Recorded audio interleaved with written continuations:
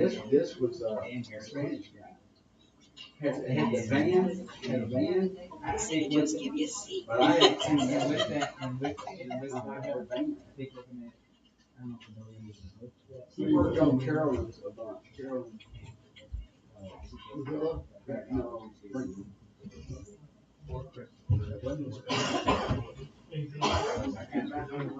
I remember that.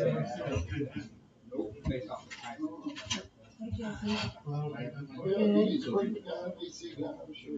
That's terrific. The meeting too.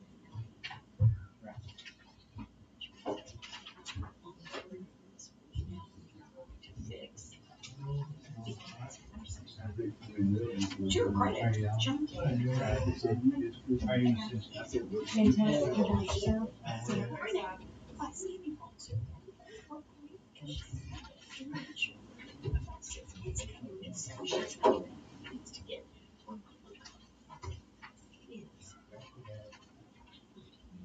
All I did was teach her to coach.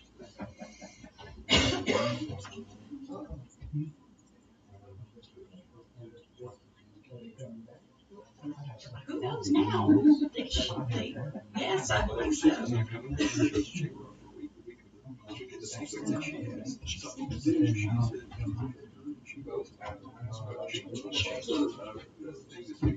Which is fine. I mean, she. Yeah. Yeah, but you can complete it in hours. Not me, because that was, I came in. Now,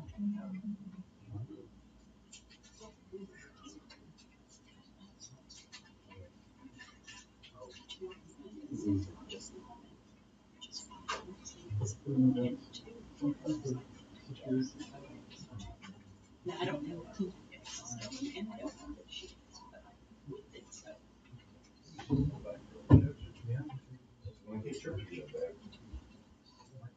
Yeah. Oh, and. Hey, Cam. Good, how are you? Good, you? Did you about 10 years? Did you?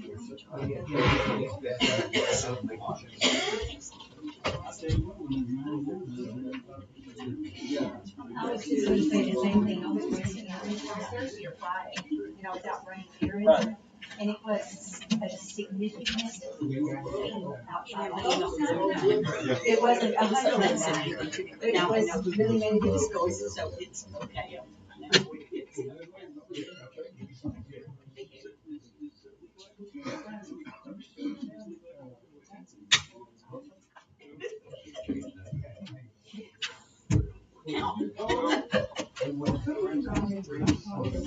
Yes, ma'am. You say the pledges.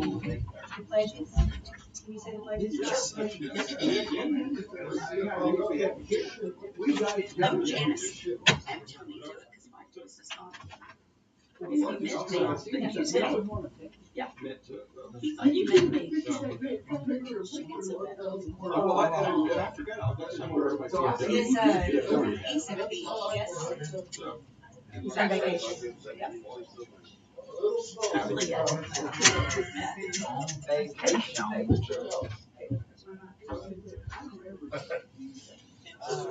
It takes me 6 months.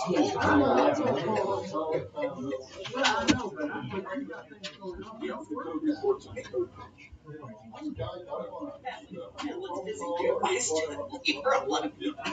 Yeah, we've got to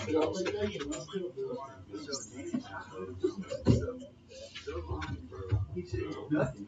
He wasn't driven when he got there. It was your heart. He was, Now I can drive. you.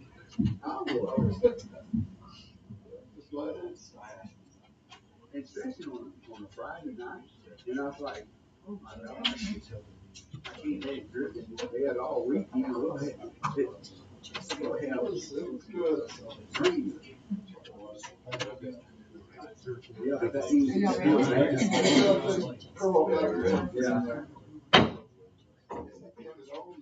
This meeting of the Caldwell City Council, City of Caldwell, Texas, is now called to order. Today's date is Tuesday, July the 19th. A quorum is present, so we will proceed. The invocation today will be led by Rhonda Tomasi, and the pledge to the American and Texas flags will be led by U.S. Army veteran Tony Zaccanino. So please say for prayer. Father, first of all, we thank you for those you have chosen and anointed to sit in those seats of the council, because we pray for those in authority. We thank you for the wisdom and the wise choices they make based on what you are speaking to them in regards to this community. Father, we ask in agreement with the mayor for rain and for a break in the horrendous temperatures, that you will undo what has been done in the heavens that has allowed this, and you yourself will open the portals over here to allow the rain to come. And we ask, Father, for both the rain in the physical realm and the rain of your spirit. In Jesus' name. Amen. I pledge allegiance To the flag of the United States of America and to the republic for which it stands, one nation under God, indivisible, with liberty and justice for all. Honor the Texas flag. I pledge allegiance to thee, Texas, one state under God, one and indivisible.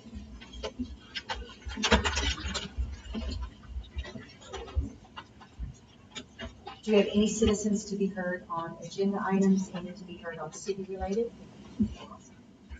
The next item on the agenda consists of the minutes from the last meeting and some additional considerations. Is there any discussion about the consent agenda items? And that is basically closing the Loop 83, which is a state road, yes, for the Collage Festival. Main Street. They close it Friday evening and of course all day Saturday. Move we approve the items on the consent agenda. All in favor of accepting the items? I'm sorry, do we have a second? Second. All in favor of accepting the items on the consent agenda, raise your right hand. Any opposed, raise your right hand. Motion passes. Next item on the agenda is discussion and possible action on ordinance number 07-2022, declining to approve the change in rates requested by Entergy Texas Incorporated's statement of intent. So just the background on this, I think the majority of the council has seen these before.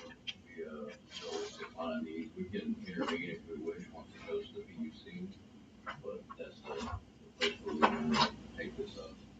So this is just a resolution declining there.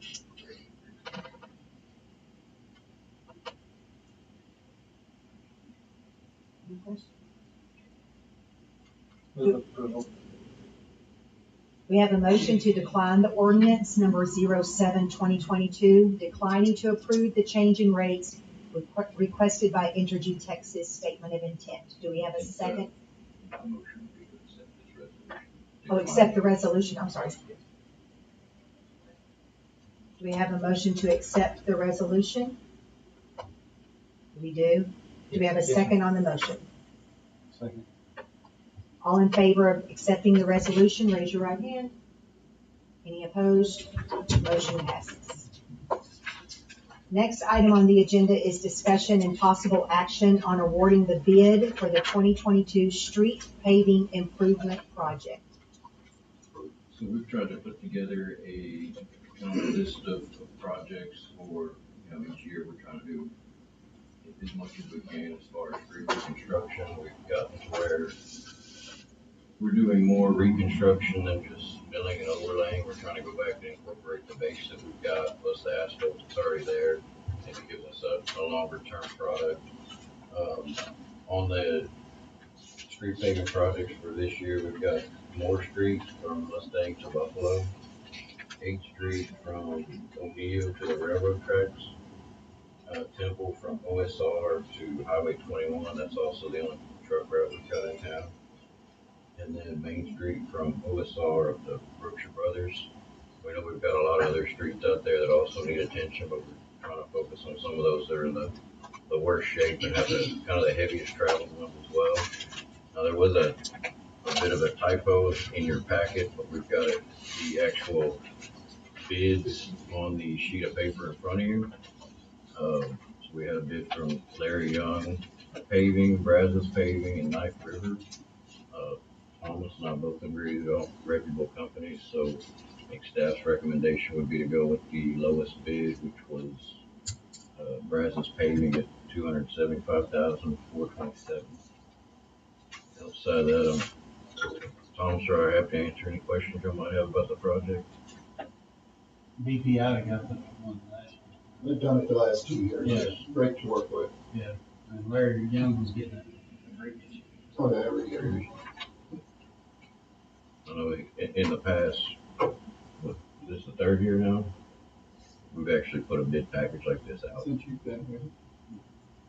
so everybody has an opportunity to look at it.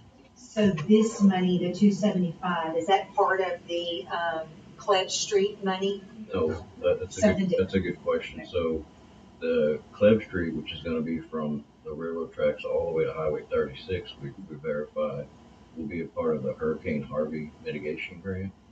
So that'll be coming out, hopefully, we get everything in line and bid that out, February. So I'm thinking it'd be at least next summer before that one. Sometime next year when it's warm enough. But I think it's great news that we're covering that whole street. Gives us an opportunity to do some really good work with it. Yeah, because at first we thought it was stopping Harvey, but actually goes all the way to the road, So it crosses Harvey all the way to the end. Awesome.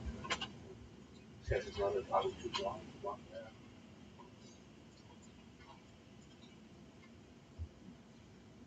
So your recommendation is Brazos Paving? Yeah, like I said, they're all great companies to work with. So, in essence, save the city as much as we can. I'll just say the lowest bid there, which is Brazos Paving. I make a motion. Do we have a second on the motion? All in favor of awarding the bid to Brazos Paving Incorporated, raise your right hand. None opposed, motion passes.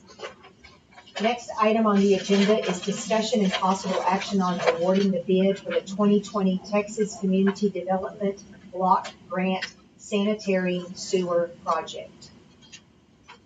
So we have Huber here, the Strand Engineering, our city engineer. He works on the majority, if not all, of our projects here.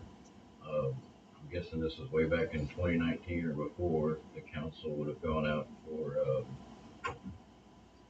not RFPs, but RFQs for engineering services. Strand was selected. That was way before I was even here. So this is a long-standing project.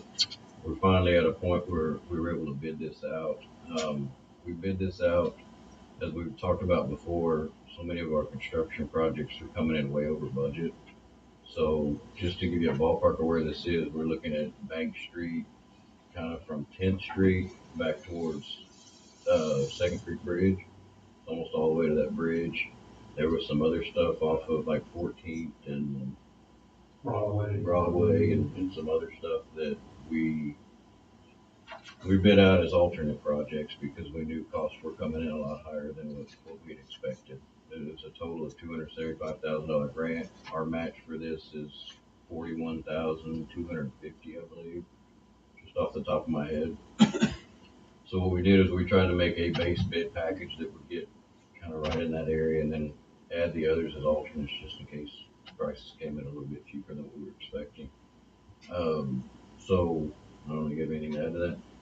No, like Camden said, unfortunately, this is the CDBG projects are a grant application project that requires an application several years ahead of when the money actually is awarded. So back in 2019, early 2020, it was supposed to cover quite a bit of area, and as you know, prices and everything have sort of eaten up a lot of the budget. So that's why we chose to divide the project up into several alternates so that we knew that the most important part, which is Bank Street, would get replaced within the budget. And then if prices were low enough, the city could do additional areas, but at this point, I think the base bid is maybe 8,000 or 9,000 under what the funds allowed are. Of course, the council can always provide additional funding to do other, the other alternates, but that would be out of pocket. That wouldn't be part of the grant funds. So I want to touch on one of the reasons that the Bank Street or FM 975 project is so important for us to get done is it's in the plans for TechStop to go back and redo that entire section. So I want to get that pipe replaced before they do that. That way we're not going back and digging up a brand new road.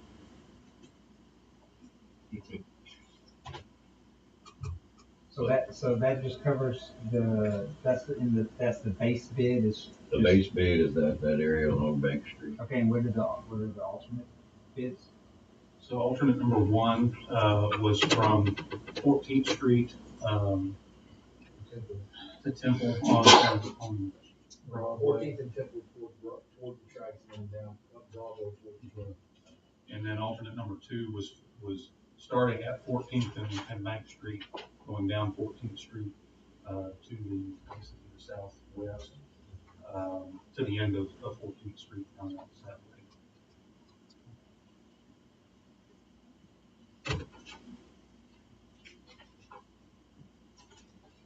So you'll have the bids there in front of you. William and I kind of had a discussion about, do we want to consider either the alternative bids? My recommendation would be that we just take the base bid. We've got a lot of projects out there. I know we're using ARPA funds to upgrade lift stations, but we know that project's coming in kind of overpriced, and I'd rather utilize the funds that we might spend for alternate bids for those projects that have higher impact that will actually serve more people.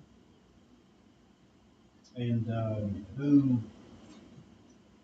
have y'all used in the past to do this kind of work? I'd have to defer to Jeff. I know we've used Elliott on some, we've used Palisoda, we've had to use Rubio in the past. Sexcon at one time, I think. He may have been in the past, way back, yeah. Mercer may have done some stuff here. So Elliott has done some stuff. Oh, yes, yes. Matter of fact, they came in when they widened 21. That's where Johnny first met them, and we worked with them. When they widened 21, they were subbed out on the sewer work over there, or the utility work. And we did water and sewer. So they're a good contract. Well, it's just a big difference. Yeah, so the spacing between all the bidders, the difference in cost was a little concerning when we opened the bids about 2 weeks ago. I've been doing this for 20 years, and you never know until bid day what those prices are going to be, and sometimes they're all very tight within 1 or 2% of each other, and there might be an outlier there, but there's quite a spread through these prices. That's really indicative of the market right now. There are some contractors who are super busy.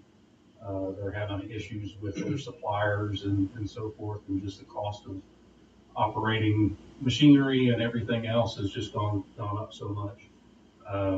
We did talk with Elliot just to make sure, was there something left out, or did you, now that you've got a chance to look at these numbers from everybody, are you still okay with the bid? And they were okay with what they provided. So again, Elliot's a good contractor. We work with them myself here in Caldwell and other towns, and don't have any objections to having them do this work for the city. Quite a stretch there. Cross looks big.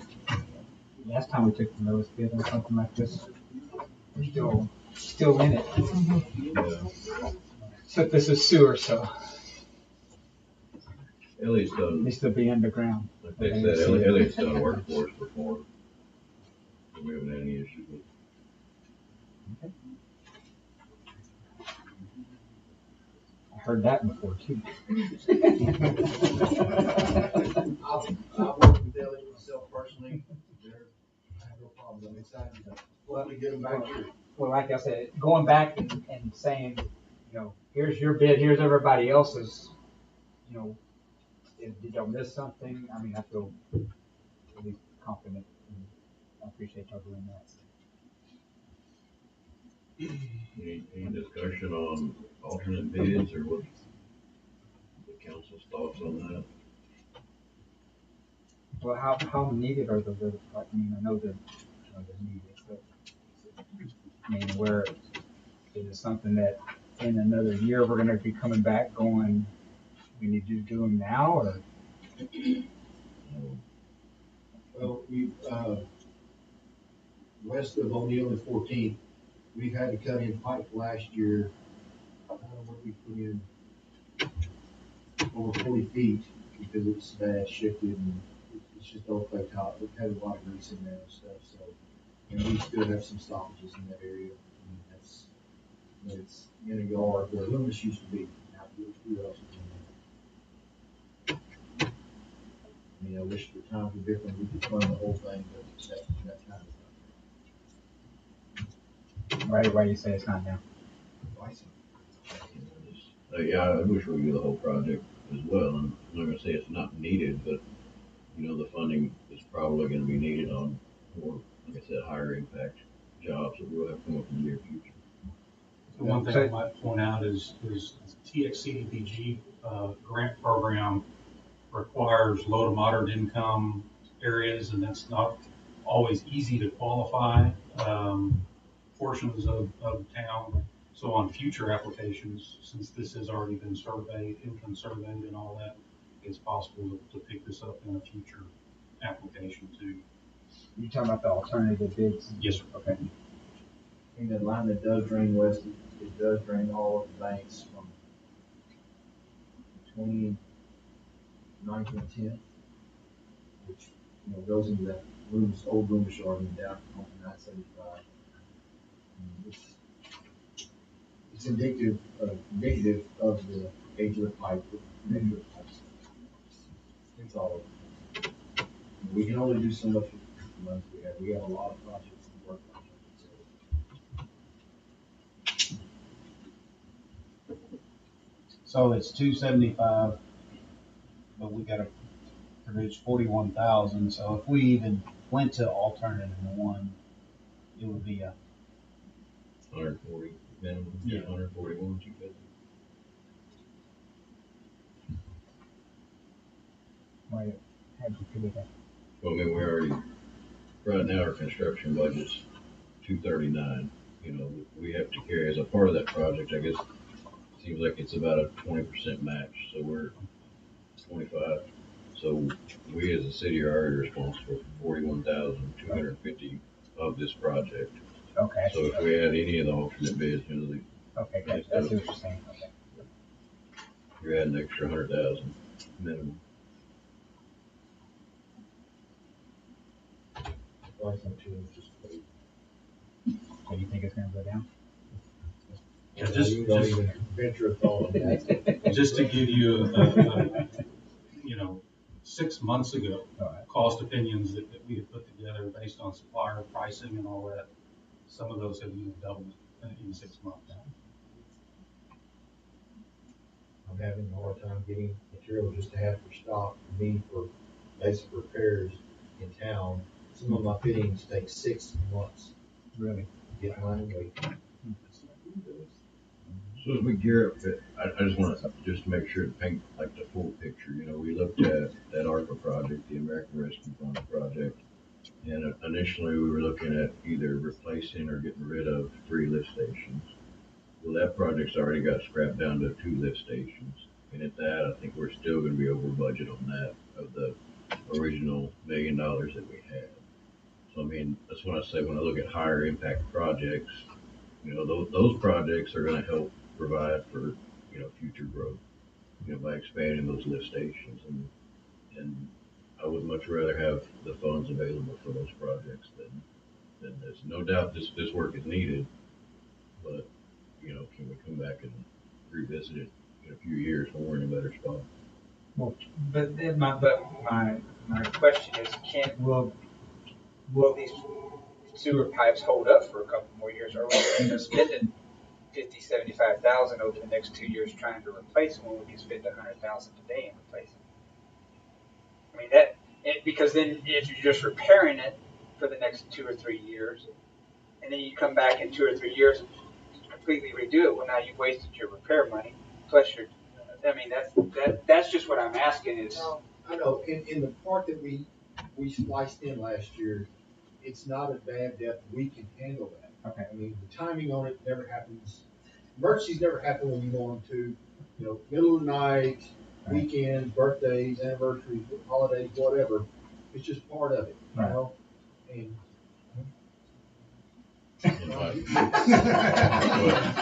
My crystal ball here is a little fuzzy as to whether or not we'll have any of those emergencies. So. Well, no, I understand, but I mean, the cost of materials will do it in the future. Well, I know what what you're saying, I don't know. We have a lot going on here too. Well, I mean, we're growing, and sales tax is doing well, and property taxes are doing well. So I mean, we have future, unless we all of a sudden see just people quit moving into the area, which I don't see that happening. But all I'm saying is I'm looking at this going, even if we just pick up one of the alternative bids, you're 330 plus like 40, so you're 370. You're still almost just doing the base bid on some of the other, based off of some of the other bidders in there. So knocking out 2 projects for the price of what we would be spending on if we went with one of the other companies. But if you're saying we're okay and we can, and I know we don't know, but if you're saying we, it's not dire, we can roll the dice. I'm appreciative of whatever we're doing. I mean, the Bank Street job is very crucial that we're stripping, fixing and redo it. And we'll find out Thursday what their timeline seems to get being pushed further and further back. Okay. We're trying to get this done, get it out there, and be done. Right. So. The state wants to redo it? Awesome. And that's what we're gonna do also with the 21 to the bridge. No, it's going from between 9th and 14th to 9th and 10th Street to 14th Street. Okay.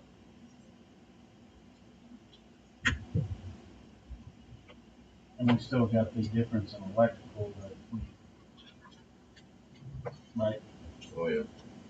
Right, nobody, remember that? Yes, I do. Okay.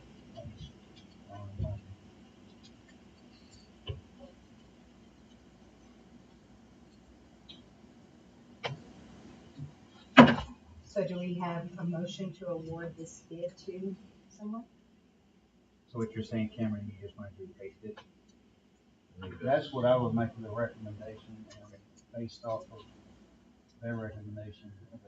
Okay. You make that a motion? I'll make that a motion. I'll second it.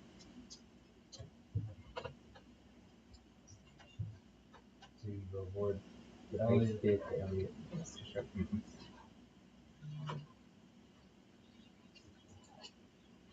Do we have a second for the motion to award the base bid to Elliott? You second? Okay, I'm sorry. All in favor, raise your right hand. Any opposed? None. Motion passes. Next item is discussion and possible action on awarding the bid for the Highway 21 sewer extension project. So, more sewer work, see? Keeps coming. Gift that keeps on giving. So this project has to do with the cap fleet development. After we looked into this a little bit further, in order to make this project make the entire property more developable, we have come up with a better way to sewer this. So what we actually have to do is kind of build back to that development. So this sewer extension would be from around the hospital. There's a line that runs kind of back towards the lift station behind the hospital. You're basically looking at a bore under Highway 21 and connecting up to that property. You can probably explain it better than I can. It'll tie into the manhole there. When you turn in to go to the hospital, you take a left to go to Woodson's. We'll just keep going straight. There's a manhole there on the right hand side. It's 800 feet, roughly, something like that.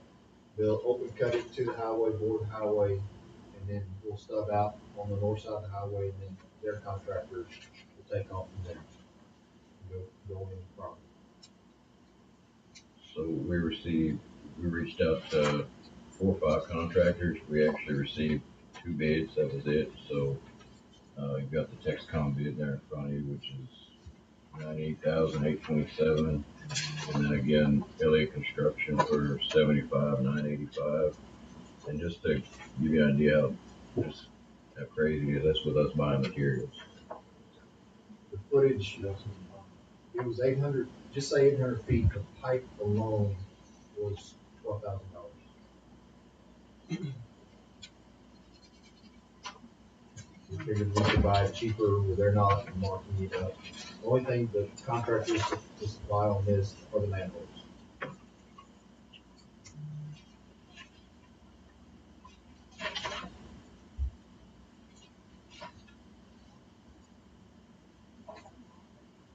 So I guess same time, I mean, we're comfortable working with LA Construction, and they are the low bid, so that would be staff's recommendation.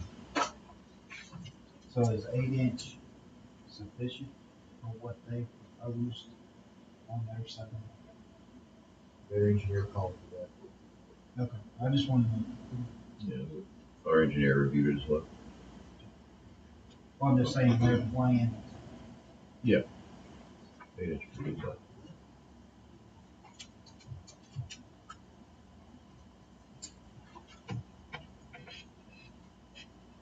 So your recommendation is Elliott?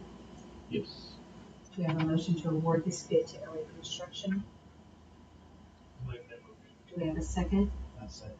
All in favor of awarding the Highway 21 sewer extension project to Elliott Construction, raise your right hand. Any opposed? None motion passes. Next is discussion and possible action on updating the Civic Center policy and procedures manual and reviewing potential fee schedule increases. So, in your packet, y'all received a red line version of the current Civic Center policies and procedures. Might have been difficult for you, so we provided a drafted, clean version of what it would look like. It's on a separate document for y'all. I'm gonna let Madeline go through the red line version, and then I'll go through the actual fees. And basically, the red line version of the policies and procedures is stuff that we need to update and have been updated in probably 18 years since the building's open. So that's the main thing that we're wanting y'all's recommendation approval on tonight. The fees themselves, we would rather have y'all discuss them and not, we won't actually ask y'all to raise them at this time. When that will happen is when we bring forward the whole fee schedule to the budget. That'll be when we actually change the fees. This is just y'all giving us your recommendation on what y'all would like to see those fees look like. So I'm not gonna get too deep into the weeds on this because there are a lot of, probably a good chunk of these edits are just wording and kind of rearranging of things. So I'll just kind of go page by page and hit on some of the bigger points. One of the proposed changes is to,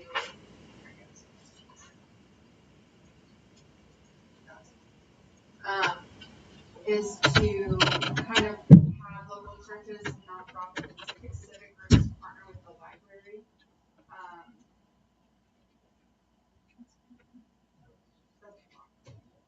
Never mind. Is to give them a 50% discount on the rental rate, which Forrest will get into later. This will just kind of incentivize them to book at the Civic Center and give those opportunities to them. Also to, which will be discussed later, is having a discount for long-term leases. So these are groups that meet on a regular basis, minimum of 12 times per year at the Civic Center. Is that like Rotary Club? Rotary, Lions. That would be civic. Civic groups. Yeah. Civic groups. A lot of the organizations that have a meeting, even like Chesapeake, they meet quite a bit, and then McDonald's meets quite a bit. So setting up a long-term lease agreement with those folks, one, it'll make it easier on staff to actually keep track of their contract with those. And then they're held to a full year term agreement, and we can designate, how many times per month or whatever within that agreement. But as far as like the actual keeping track of fees and what we're collecting, it'll be on a 1 year annual fee collection versus the thing that we're doing right now. So that's why we threw that in there. And then the 50% discount. Right now we have the standard and non-standard rate. And so just with the new proposed fee schedule, it would look a little different. So we wanted to go ahead and build that 50% discount as part of the new fees that we proposed. So. So moving down a little bit into kind of the scheduling piece, we're not changing too much of the times right now. Events can be booked from 8 a.m. to 8 p.m. Monday through Friday, and then 8 a.m. to 12 a.m. Saturday and Sunday. We're proposing that this facility will be closed on Sundays, with the exception of funerals and city-sponsored events. So those are the only two things that would be booked on Sundays. This just kind of helped on a staffing basis, and for scheduling. It also includes that events have to conclude Monday through Friday at 8 p.m. and then 12 a.m. on Saturdays, yes, Sunday morning, whatever. And we've also included that events will be booked around city scheduled city-sponsored events or government events. For supermarkets like that. So with a lot of the programming that the library is doing, a lot of these programs don't have space at the library to hold them. So we're having to use the Civic Center for the programming, which becomes an issue when you have like different meetings happening, and then if they're already booked, then the library program has to move around to wherever is available. What we're proposing is with the change to the fees and that structure, it would allow us to move anybody anywhere in the facility. So if the library needs a smaller room because they only have a couple kids in it, then we can move a different group to the special events room. So it makes it where it's more versatile for us as staff to rearrange where people are meeting, to where somebody's not being charged $1,200 per event to get moved to the big room or vice versa. So that's where that came from. And then as far as the reservation time frame, so right now, reservations we booked basically 2 weeks in advance is what we have been doing, and that was because of our staffing and trying to make sure that we can staff the facility. We would prefer to move to a month in advance for bookings because we're getting to the point where we're getting more and more bookings happening, which is great, but that means we have to make sure that we have staff available to work those events. So it would be better if we can have a head of schedule, what we need to prepare for the next month. Plus, if we can have people pay 2 weeks prior to their event versus a week prior, that'll help us solidify and secure the actual event proposal because we have to get the setup figured out and all that kind of stuff as well. So I know it's more of a burden on the customer to prepare their event ahead of time and make sure that they pay and book it ahead of time, but from the staffing side of it, it's becoming a problem for us to make sure that we have people there that are able to, coordinate if it's a long event. That's really where our big problem is on the 12, 16-hour events that could take place. So that's what those are. Okay, so staffing for a long day. Is that like someone behind the scenes to pick up trash? Who is staffed on a big event day? So the staff person is there to open the facility if they need anything while they're decorating and getting ready for their event. Because most of the times the event won't happen until the evening, but they come in the morning. So whoever is working the event is going to come AM, and if the event doesn't start till 6 PM and it ends at midnight, then that person would be there all day. We fixed that to where we now have 2 people that can come in, and we can schedule one in the morning and one in the evening. But before I arrived, they were working the whole day. So we're trying to fix that piece to where it doesn't require someone to be there the entire time. Now, like, if it's a long event like that and they do have alcohol and things like that, there's a security officer there. So really, we don't need a staff person there the whole time if an officer's there. It would just be making sure that it's closed up afterwards and trash is picked up and that kind of stuff. But during the actual event, the staff person isn't really doing anything as far as coordinating or helping with the event. So.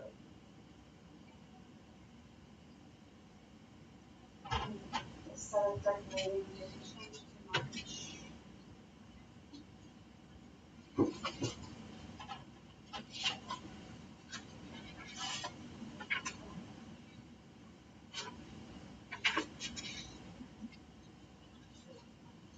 Oh, yes.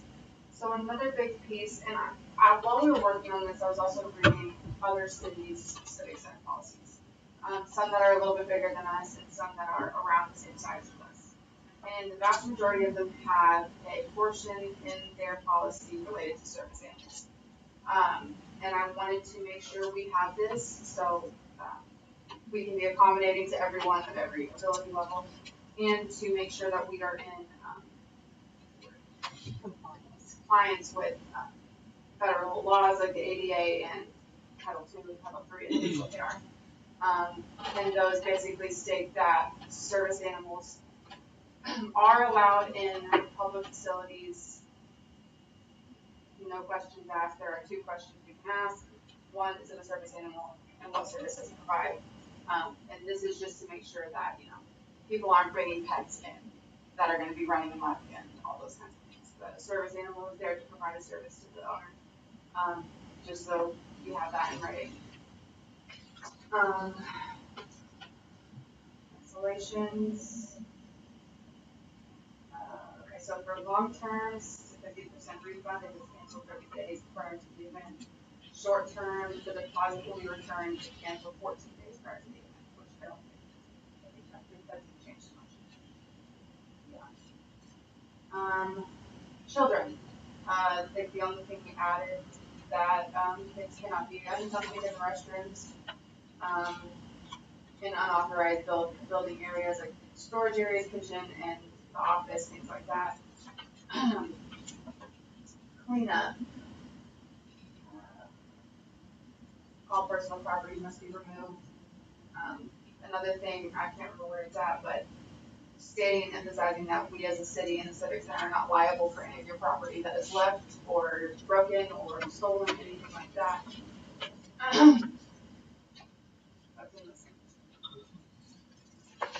All decoration must be removed by the lessee.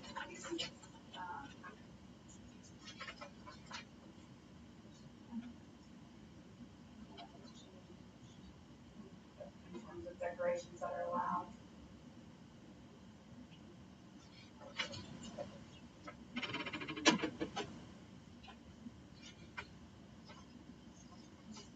Oh, one thing we did add is to keep the carpeted areas clean. No food serving or food in general is not allowed in the carpeted areas, so we can serve in the hallway or in the special events room. So say you had a really giant event that you opened up the carpeted sections. You'd want to keep the food in the cemented area. Like even to eat at tables? This more so for serving. Just serving? Yeah, okay. Because we're seeing that like some of these events, there's been a lot of spills right. in carpeted rooms, and we're having to spend money to do spot shampoo checks. We're actually shampooing the carpets every 6 months now, but making sure to do spot checks. And the carpets look better, but they still have had a lot of feet on them over the past 20 years. So.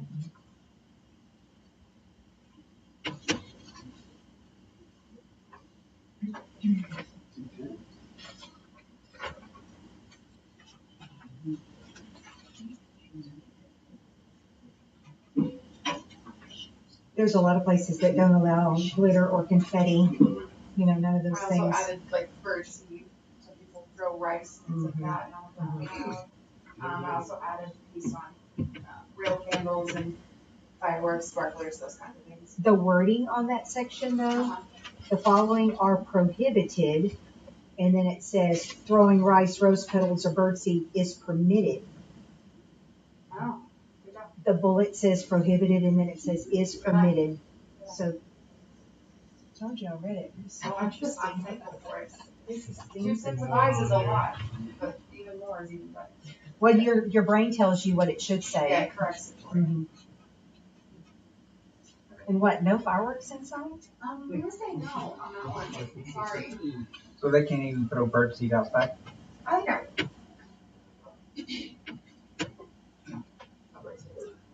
Unless you.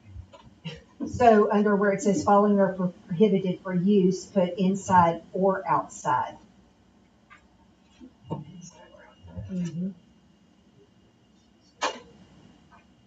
No bubbles outside? Yeah. I can't do bubbles outside? You can't do sparklers outside if there's a wedding reception. Not in a no burn.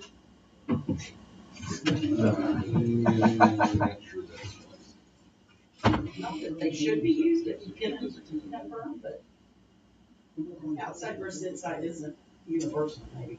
We'll figure the wording. I'll circle this section and we can figure that out.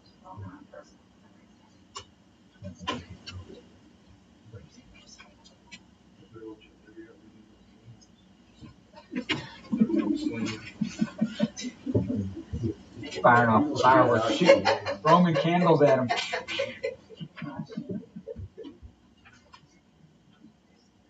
So I think the last thing that's most important here is the security. So the way that we currently do security is that it is only, well, it's discretionary to this facility management. We wanted to make sure that it was clearly stated that it's with alcohol, less than 100 people with alcohol or more. There would be one security required, and then less than 100 without alcohol, there would be no security required. So anything over 100 people would be 2 security officers required, with or without. So trying to clear that up to make it where it's not just discretionary to the facility management. And then we're paying officers that were off duty, and the customer would write a separate check to the Civic Center. The Civic Center would send that up to City Hall to be processed. It would get deposited, and then it would be sent out from our payroll to the actual officer. I talked to the chief, and we think that it would be better, and this is how other venues do it, is the person that is doing the event, they have to write a separate check directly to that off-duty officer. I think that's a better way to do it. It keeps our staff from having to Eliminate the middleman. Exactly. And if it's less than $600, No tax. there's no Well, taxes. it So also it's makes it better because sometimes we have trouble filling it, and that way we could, if we need a deputy or a trooper or something like that to fill it, they can fill it. But otherwise, you're taking taxes and all that out of Well, it yeah, too. yeah, So but I it's, mean, I'm just talking about as far as, it would be a nightmare for them to put every deputy that we need to fill in at the Civic Center for 2 hours on Saturday night on our, in our system up here. So it's always been just call with PD that's worked it, which is fine, and it'll probably still continue to be that way, but it's nice to have that option if a deputy or a trooper does get covered. well, truthfully, 30% for 2 hours. I mean, it's, Oh, no, we done set that up pretty good, we got 4 hours. Here's the regular.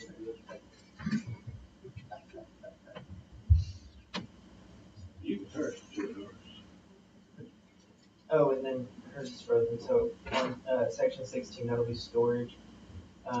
Basically, we have some civic organizations that store their items for meetings and things like that at the Civic Center. And we don't mind storing it, but we want to make sure that either they are paying for it or some idea that we've come up with a long-term lease is to where if they partner with the library on a program and sponsor a program with the library, either on a monthly basis or quarterly basis, however, we want to set it up in a long-term lease, but that would be something that they would be able to discount that storage fee, or we could add another discount on to the rental agreement.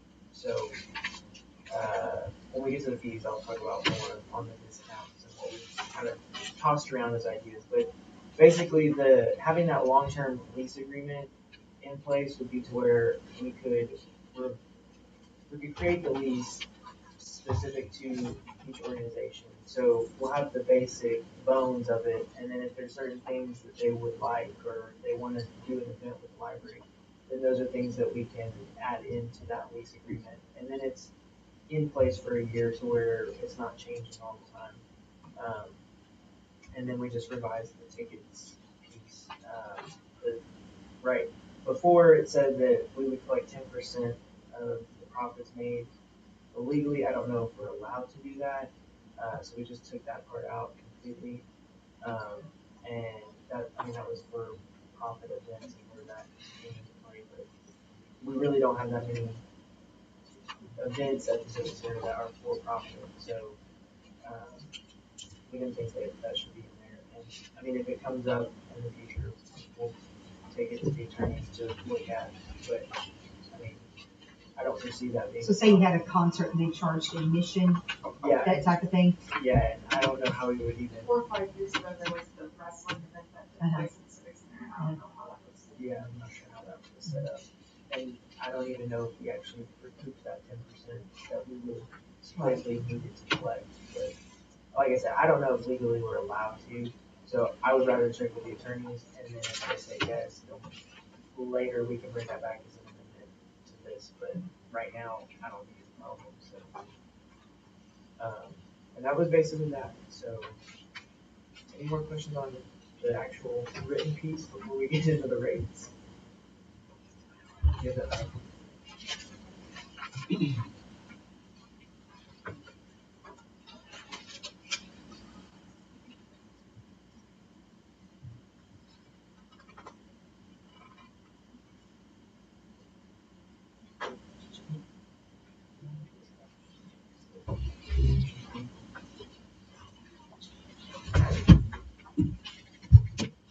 So y'all should have the PowerPoint in y'all's packet. How is it pulled up?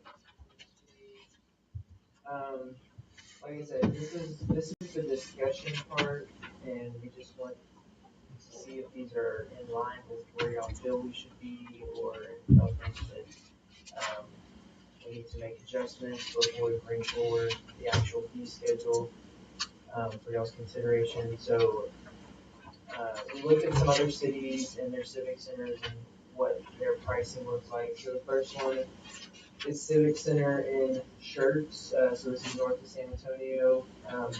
It's a smaller city, even though it is in the San Antonio metro area. But they did the discounted rates for local churches and government entities and things like that.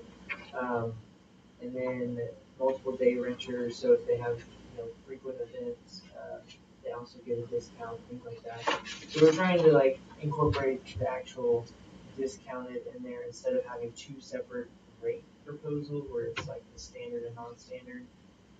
With us trying to switch to processing with credit cards and having that capability to process with credit cards, we want to make sure that the rates are easy to make adjustments on, so we can set it up in our system to where it'll automatically do the math and make the payment correct whenever they click the button.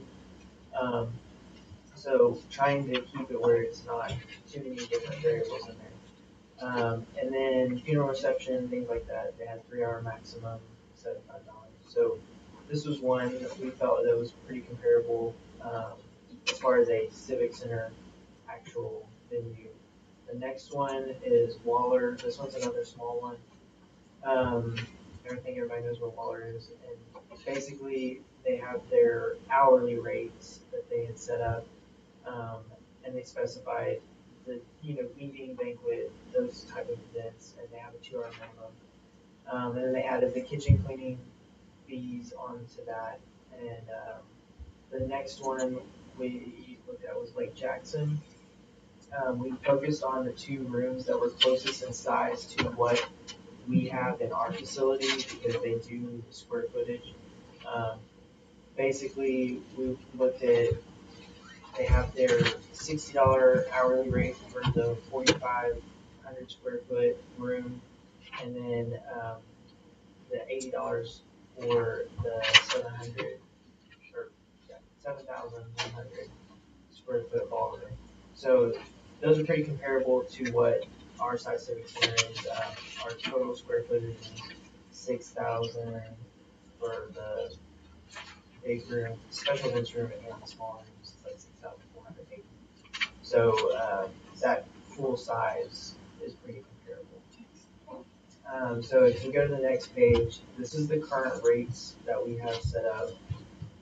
So the individual room rates are A, B, C, D, E, F. We don't really print those out as individual rooms anymore, but nothing was ever changed as far as policy.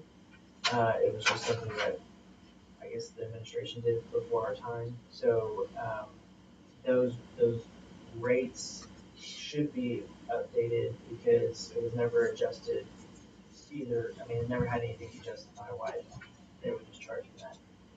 And then the deposits are at $50 for those. But like I said, since we don't really rent out the individual room anymore, I don't really think we need to even separate it like that. I think that's just, I mean, it's just more paperwork to do it that way. The special event room, we have the day rate, the night rate, and then you also have a standard and non-standard rate.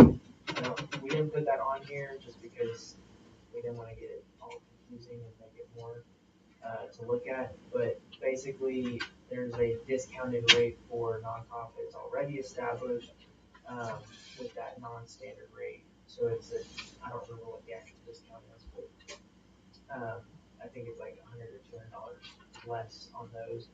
And then like the A, B, C, D, E, F, those individual room rates are discounted to like $50. So I think it's $20 off. And then the entire facility is another one that is set up with the day rate and the night rate. So basically, our fees are very low because they've never been updated. And we looked at other civic centers, obviously, but then we also looked at, which we didn't pull these up because we're not a true event venue, but because we have other event venues in the area, looking at their pricing and where we're at, we're very low. So our market comparison to the surrounding area, I mean, you would think that we would be getting all these weddings and stuff to come in because our rates are so low. But in reality, we've seen the opposite because the facility has not been updated. You're not going to get as many weddings and things like that. So it's more being used as the civic organizations to have their meetings or to have other banquet type things like that. And so we're proposing on that last page to change the standard rate to make that go away and make it the hourly rate. So based on those square footage that we looked at, we don't think that pricing it per square foot is the way to go because we want to make it versatile to where we can move other organizations around as we need to. So if it's on a per hour basis, it one helps us make the facility more utilized where we can put multiple things in all of the rooms at the same time, but then we can also help provide the extra cost to having the facility open and covering the utilities and things like that because the current rates don't cover those day-to-day operations and staffing requirements that we need. We want to make sure that we're able to cover those because the hot funds that was originally set up, we don't have enough outside of events to compensate for us claiming that we can use as much hot funds to contribute to the funding for that. Now, if we could get more out of town events, then that would be something that we could consider later on, how we could either bring some of that funding back to help lower the pricing. But looking at where we're at right now, these would be the estimated minimums based on what we're currently bringing in to actually help us basically break even. And I will say this year we've actually done really well in rentals. I mean, we exceeded what we had done in 2019. In 2019, we brought in $19,000. That was the most that the Civic Center has ever brought in. And so because of COVID and everything, we have lost 2 years basically, and we have now gone up to $22,000 when I projected 15 was all we would bring in, because originally that was like the max for the past, I would say, 15 years. So we're doing better as a rental piece goes, but I think if we can maximize the amount of events that we can hold at the same time and make it where we can be versatile in that, I think it'll make it to where we can bring in more actual use to the facility to make it utilized, because since we've changed the hours to be 8 a.m. to 8 p.m. 5 days a week, we have increased that, and we've seen people take use of it. Like, I think all the Lions clubs in town are now meeting there because we've opened it later. So, and I think getting rid of like the night rates and things like that, that are extra charges that we're adding on, having the base, hourly rate set in there will help us to make when we're charging the fees, it'll help it to make it to where it's easier for the calculation to go into the payment system. So that's kind of where we came up with all of that. I'll let y'all ask questions and discuss. That was a lot of information. Well, I'll tell you, one daughter got married there in 2011 and one in 2013. And that fee of $1,100 to only go up $400 in 11 years, that's very, very small. And I think that is a great price. I know a while back we had met, I think you were here already when we met at the Civic Center. Were you here yet? Maybe not. We had talked about carpeting. That's original carpet. Paint, nothing, everything just cosmetic. Nothing structural, just cosmetic. But then, like you say, we have some beautiful wedding venues in Caldwell that are all air conditioned now. So is that really where we want to market the Civic Center, for wedding receptions and things like that? So, do we spend $75,000 updating cosmetically the Civic Center just to get some more? How many rentals will we have to do to get that money back? Yeah. So. No, I think that's a great point. I think by raising the rates, yeah, like you said, they're not a substantial increase, but it's helping us get to where we can recoup some of that cost that we lost. I mean, we've lost a lot of money over the years, and I'm not saying that we're trying to make money off of it, but I think to make the facility better, we're going to need to do different things, and I think one thing is to increase the rate to where we can help compensate for what the loss is that we have currently. So, I'm trying to think what we were at. We were at an event and somebody kept complaining about the microphone. Well, the microphone doesn't work. What was that about? Yeah. It wouldn't work. And so has that been fixed? So it was in the main room. Yes. So I've priced and gone through that whole thing, and it is going to be fixed in the next few months, like next 2 months. But those are things that we have extended the budget for technology for this year, so I'm having to wait until October to make that purchase, because it's not just a couple of $1,000. Sure, no, I know. And then another issue that was brought up when we looked at it, I guess it's been longer than when you were here, like Wi-Fi. And so if someone is holding a meeting, were they even able to connect? So we did get the Wi-Fi upgrade through Grant COG. Okay. So we do have 2 networks now. We have a public network that anyone can connect to, and then we have a private network that is for internal staff. And that now allows us, we have hotspot, basically extenders throughout the whole building, so wherever you're at in the facility, you have this signal. It works well. Well, I knew that was an issue a while back, so. And that also got you internet line. And then like, I swear they haven't been cleaned since, like the chairs, there's spots on the chairs. Is there someone professional that can come in and do that? I don't know how much that would cost, or I have haven't the looked at that. city employee do it? In the past, we've had like Daddy Norman clean it, then we've even had the boys at work take them up to the warehouse and use a pressure washer. Yeah, I was gonna say, there's, a lot of them have stains on them. Goo Gone, I don't know, tough stuff, I don't know. Because like when someone comes to visit for the first time, dirty chairs are not a good impression. So, oh, I know. So, okay. So we're not really, are we adopting procedures and Yeah. only, but not rental rates? I mean, if you have recommendations on the rates. Well, I do have a question. So if we're a civic organization like the Lions Club, what would our, based off of the proposed rates, what would our rate be? We did the calculation. We did. I just have to find it. So if someone wants to move on, I'll look for that. Did you bring the, Oh, is it in the file?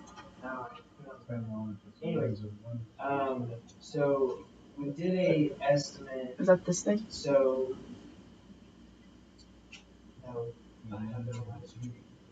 But I'll explain. So we have the nonprofit rate, which would be proposed at, so $60 an hour, 2-hour minimum. So the reason that we set a 2-hour minimum is because a lot of these organizations, they're looking for an hour for their meeting. Well, if we give you a 2-hour minimum, then you pay for 2-hour block, so you can come in 30 minutes before and set up 30 minutes after. So you don't have to worry about extra time to set up or take down or anything like that. So based on that rate throughout the year, if you did 12 meetings at $120, that would be $1,400, $1,440. If you get the nonprofit rate discount 50%, that brings you down to $720. If you do a long-term lease agreement because you're doing 12 or more meetings, that would bring you down to $540.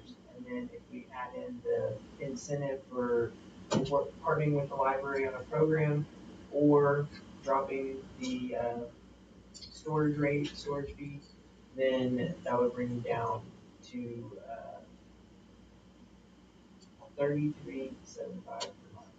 So it's less than what you are paying now as a It's per hour. Yeah, per hour per month. So then it's $120 a month. You're paying $33 an hour. No, that's per meeting. 33. Okay. So not times 2 times 4 or times 2 times 2. No, that's 33. It calculates out. So $15 and $16 an hour. Yeah. Okay. Yeah. So, and like if you partner with the library program, like we did 2 different calculations. One was a 25% discount, so $33.75 per meeting. The other one we did it at 50%, and that would bring it down to $22.50 per meeting. So that's where the long-term lease will bring that forward in a different meeting to actually like look at that to get the bones of it. We have a draft, but I didn't want to bring all of it at once. So once we go through that piece, that'll be where we can decide, okay, what percentage do we want those discounts to be to bring those rates down. Okay.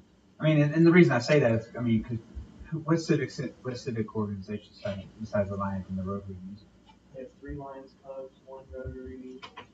I think we have 2 or 3 small Czech. organizations. Few Czech groups. Yeah, a couple Czech organizations that are regional. Okay. I'm just saying, because, I mean, our goal and the Rotary's goal is to give back to the community. So if we spend more money trying to have a place to meet, we don't give back to the community as much. And that's why, because those organizations, their goal is to give back to the community. That's why we said, okay, we build an incentive in there for the programming. What does the programming entail? How much are we talking about? For example, the Burleson County Lions, Caldwell Burleson County, they've been doing a movie a month with the library. So they'll basically sell concessions. They'll bring food. The Civic Center already has the license to do the movie. So basically, they'll just kind of host a group of kids at the Civic Center to do a movie. From the library's perspective, I think it's more so whatever that organization is wanting to do, we will coordinate together to come up. So we have to. We have to reach out to the library and create a mutual. Rotary barely gets our own stuff done. I can't imagine saying we've got to. I mean, is it partnering anywhere that the library's doing? For example, like having an event at the Civic Center on purpose. I'm just saying. No, so like for example, today there was a movie that happened with the summer reading program, so it's ocean themed, right? And the Lions, Burleson County Lions, did Flipper, so they worked with them to kind of bring that movie. That makes sense. It's just trying to help. Yes, yeah. So I mean, if you wanted to go, I don't know, help. If your organization decided y'all want to go help shelf books at the library, I mean, that would be a way to. I mean, basically the idea, and that's where that long-term agreement would say exactly what you're agreeing to as far as like. And you don't have to if you can't. You just don't get the benefits of that partnership. Yeah, you wouldn't get that extra discount. I mean, you're still getting 75%. Right. Discount. Right. But, and those are rates that, Dr. Chen, you want to change the long-term percentage to be 50%? Well, I was looking, one of the samples y'all gave was from the city. You didn't show it on this one, the wind crest. And I just thought theirs was very simple and basic. And for Civic clubs, $25 for regular meetings. And that was it. And so that was just very simple. There was no, you know, how to calculate discounts and all kinds of other stuff. So, you know, I don't know if that's something to consider for just like, because they specifically carved out civic clubs and here's your fee. And so that just made it simple. Not that we won't, you know, still couldn't team up with the library for something. Yeah, I mean, we definitely need more volunteers, so that was kind of where we were thinking of this would be a good way to get those civic organizations involved with the library to help build our volunteer base so we can provide more services, because as we keep growing all of our programs, it's becoming more of it's a good problem now. It's not a bad problem. Good job. Okay, y'all.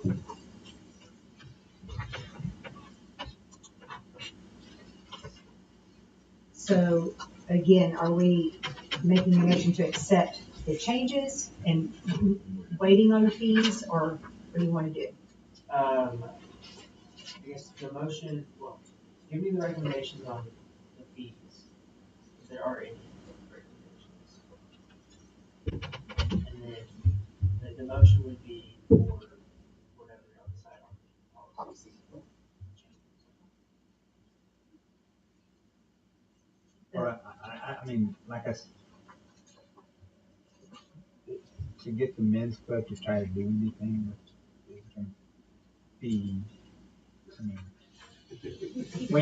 when I'm like the youngest guy in the Lions Club, I mean, and I have plenty of other things I do, I just don't, I'd rather see just one flat fee, or if we could give a donation, because I know our club would be happy if we needed to buy some books, we needed to, I mean, if we could do a monetary, our club would be all for that.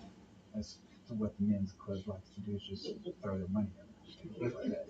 Well, I think that's what he was doing, is he was saying he's incentivizing you to help the Lions. But in the form of man hours, not money, so. I mean, well, and I guess in that long term, agreement, when we bring that to y'all, that maybe that's where we spell out. Okay, Some options. Yeah, the different options. okay.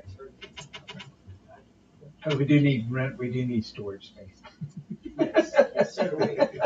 Yeah, like Rotary gives $1,600 to $2,500 to TD every year.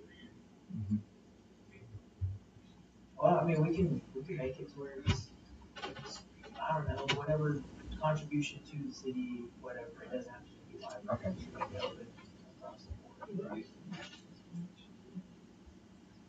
And that's what that's where I come in with the Rotary. I mean, they already give, Yeah. and so.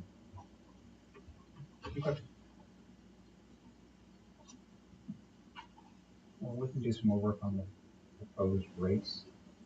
But you want a motion on the rental policies?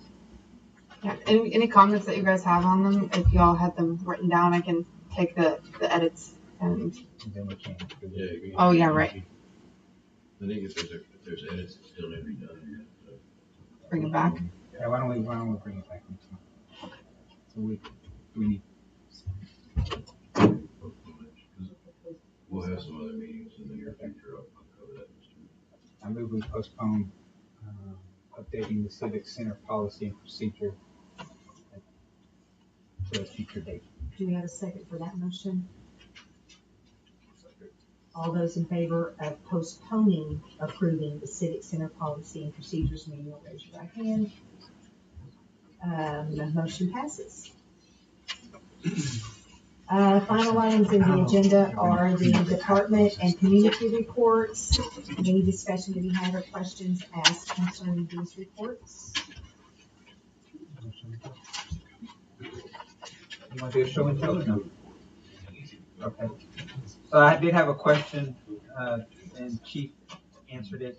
I saw we had a Sig Sawyer $10,000 bill, and I know we had bought pistols for it's on page, they're not numbered, are they? 6 hours? Yeah, it's on towards the back. Anyway, because I know we had bought pistols for recently bought pistols for all the police, or all the law enforcement, and so he was sharing what new things we have done now. We issue these to every officer in the department. 223 caliber SIG. Right. Mm-hmm. It's completely clear. Yeah. I noticed that. Well, I couldn't put it up there upside down. Or pulling it anywhere near. Guns don't help. Yeah, thank you. So all city PD officers have that? Yes. Right. And while you're staying there, Officer Barnes, Chief Barnes, are you a part of the school shooter training this week? I am going on vacation next week. But all of our department. Okay, so if you all are not aware, Caldwell PD, Yes. Burleson County Sheriff's Office, DPS, are all partnering to do school shooter training at Caldwell High School. One whole half of the school will be totally shut down. Understand they're using bullets. Yes. And tourniquet training. Yes. So, and that's another good part about going to these SIGs too. You bring that up. Norman Fowle actually about a year ago donated us. So basically, you replace the bolt in that weapon with a simunition bolt, and so even that kind of training, we're able to shoot at each other with our own rifles with soap marker rounds, but it's the rifles that we would actually be using if we, So, anyway. No, the training's through Alert. It comes from Southwest Texas State University or Texas State. They're out of Hays County, and they've done that program around for years and years and years. It's state funded. I actually asked for it here. I went through it in the police academy. We actually asked for it here like 8 years ago, and we're just now getting it. Partially because we had a couple of troopers here that went through the instructor course, so they just said, okay, we're going to do one here. And anyway, cool stuff. Yes. Lord willing, we never have that, what happened in the job with that. So the purpose behind that particular style of training is you don't wait on anybody. You just go in there and you do what you need to do. But they do teach 2-man teams, 3-man teams, if there is that many people that show up. I was reading they had 80-something first responders show up to MU Valley, and I'm not going to armchair quarterback that situation, but I mean, we would never have that kind of response. I mean, right. Especially an initial response, it probably, well, I'm not going to say a lot of that on the record, but anyway. I know what you're saying.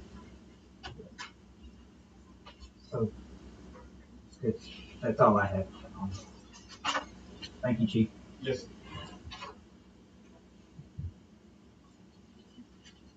Any other discussion on the reports?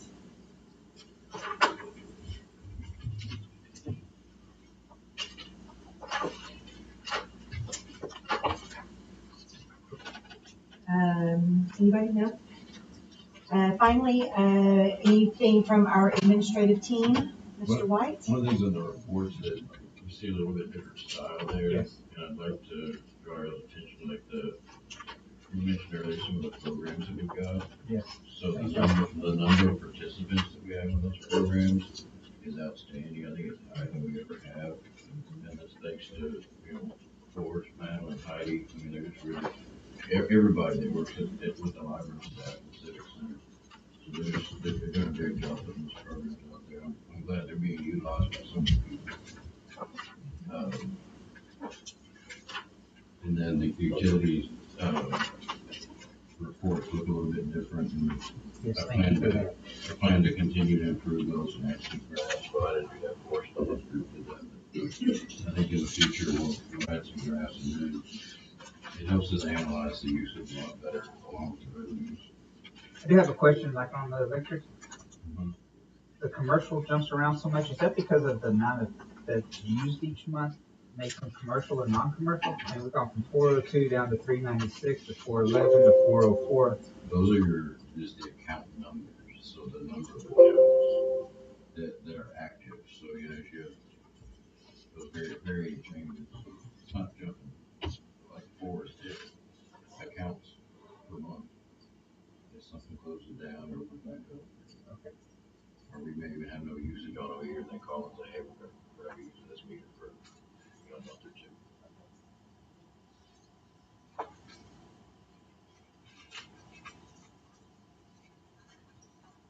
I like the new format. Thank you.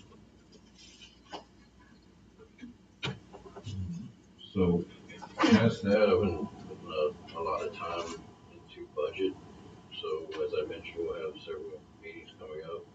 Next week, we'll have a budget workshop to hopefully go over every piece of the budget. We don't try to draw everything out, but I hit the highlights of where the changes are and everything like that. So, I'd like to know when y'all want to start that and what time. We do it on Tuesday, but I guess if you got any preference on time, I think the earlier we start, the earlier we got it here. I know everybody works as well, so if there's any time that doesn't work, I'll coordinate through Melissa as far as pushing something out if we don't want to commit to something right now. 4:30, is that too early? Is that hard for you, Jason? Yeah. 5? Yeah.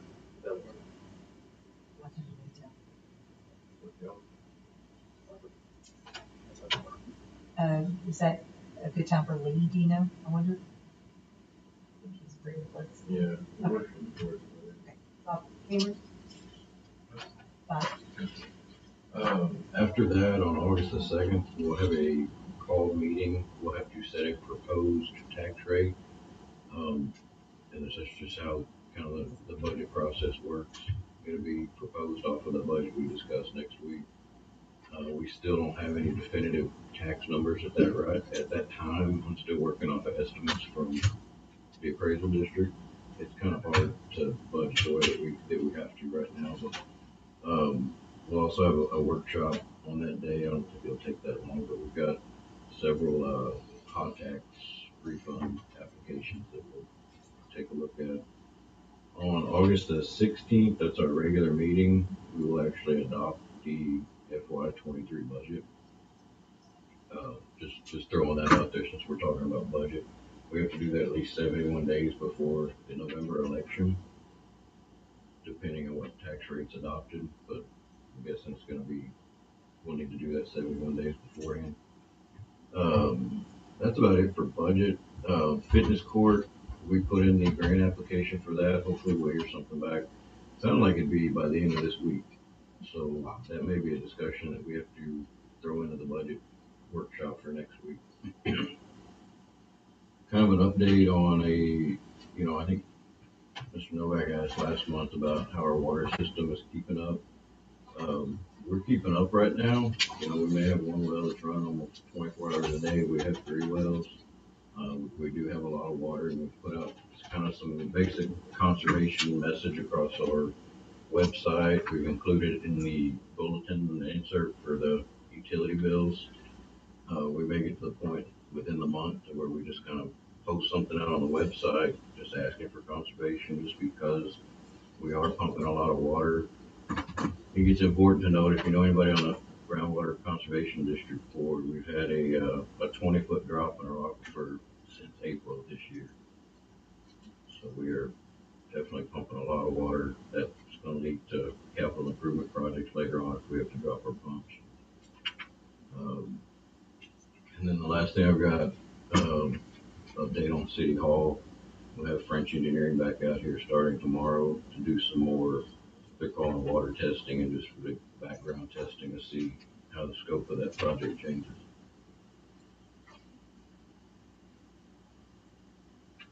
Melissa?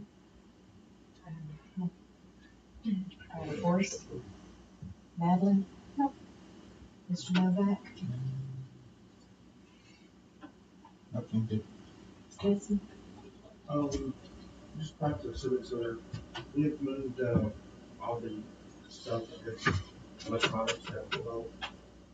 I was at an event, a week ago on a Sunday, there's the SPJC, and they were having to, before they could look at each other and say, we need this or up and down and all that stuff.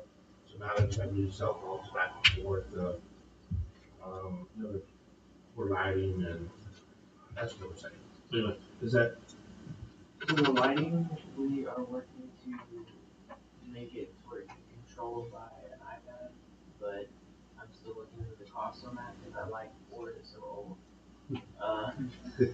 So the sound stuff, like I said, we should be getting that fixed in the next few months. But really the sound, I mean, it shouldn't really be a problem as far as microphones, yes, they're old and they need to be replaced. Yeah, I think that's probably one of the biggest issues. Yeah. Because they have some contest stuff going on. Yeah, we are working on that. That's pretty Mr. Paul? I don't think I'm good. I do want to note that I noticed, there was $4,200 spent on trying to repair the splash pad. So trying to keep it alive. The city is trying to keep it alive and going. We're not just wanting it to fail and not have things for kids to do. So, and finally, Miss Zagnino, can you give us a brief summary of the last summer concert we had? The second summer concert on the hottest day, since the temperatures were taken on the face of the sun, was the second Saturday, and we had our largest crowd. Many estimates, not just mine and the boards, are well over 1,000 people. It did cool off as hoped, and by the end of the concert, we can all attest to this, the wind started blowing, so at the very end, it was quite pleasant. But it was a huge success, and we're looking forward to our third one, which has Brown Sugar, which is a Motown genre, and it's on the second Saturday. We'd love to see any of y'all out there if you ever want to come, because I I'm missing some of y'all if you're there. We'd be happy to let you come up to the mic and say hello. Janice gave a briefing from the city, and they're going very well. We appreciate everybody's. And the city staff has done. Yes, city staff has done a fantastic job. Phenomenal job. The setup crew and the takedown crew. Yeah, exactly. Gary planned what we needed, and the city has figured it out, and it is down to a bare minimum. If the band didn't have to come, which obviously it's perfect, we wouldn't have to be there until the sun went down, and that's a problem we can live with. And I think every one of them. I think it was an hour and 15 minutes our rig up time and about an hour rig down time this last week. So it was excellent. Really appreciate it, because it's and everybody knows what to do now. Yeah. And they're just a whole lot of fun. Yeah. A whole lot of fun. Yeah. So, thank you. Does anyone have anything else? Do we have a motion to adjourn the meeting? I'll make a motion to adjourn. Do we have a second? Second. Everyone in favor of adjourning the meeting, raise your right hand. Motion